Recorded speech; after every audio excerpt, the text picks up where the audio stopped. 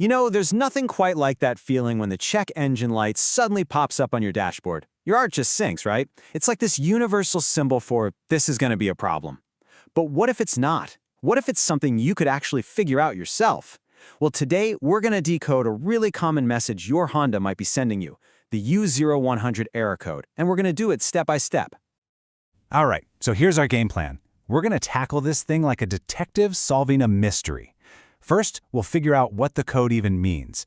Then, we'll go down our list of suspects, starting with the easy stuff and working our way to the more complex. So, let's get right into it.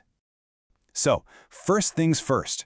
What is this U0100 code really? What is your car actually trying to tell you? Let's break it down.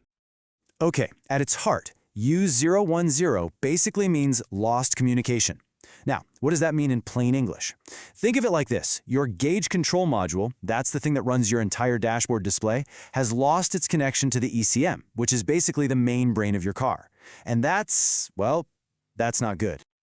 The best way to picture this is like a dropped phone call.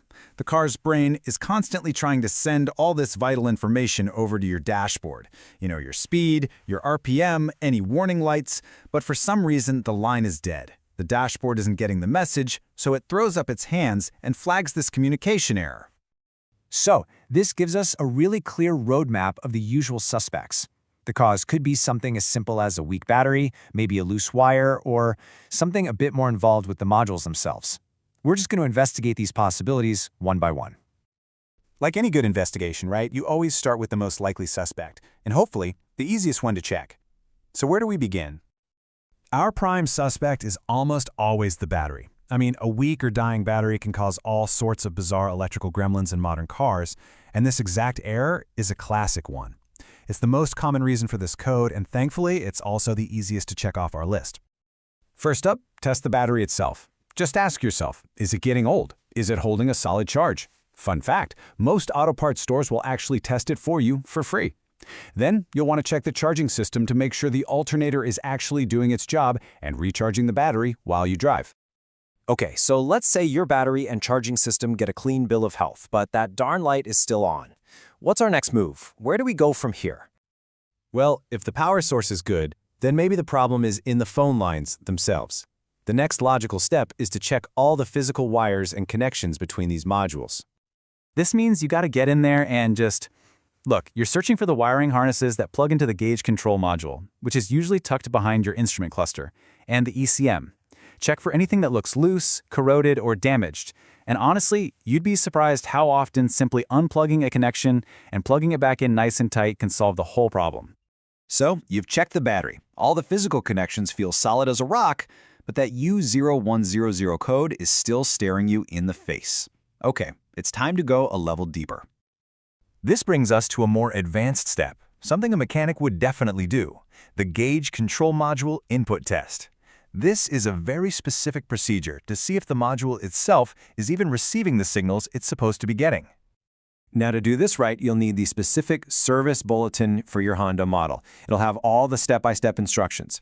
If that test fails, well, that's a huge clue that one of the inputs is bad. From there, you'd grab a multimeter to pinpoint exactly which circuit is causing the trouble. So we're kind of nearing the end of our diagnostic rope here. The battery's good, connections are tight, but that input test points to a much deeper issue. So what's left?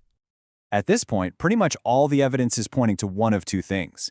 Either the gauge control module itself is faulty, or the car's main brain, the ECM, has a problem.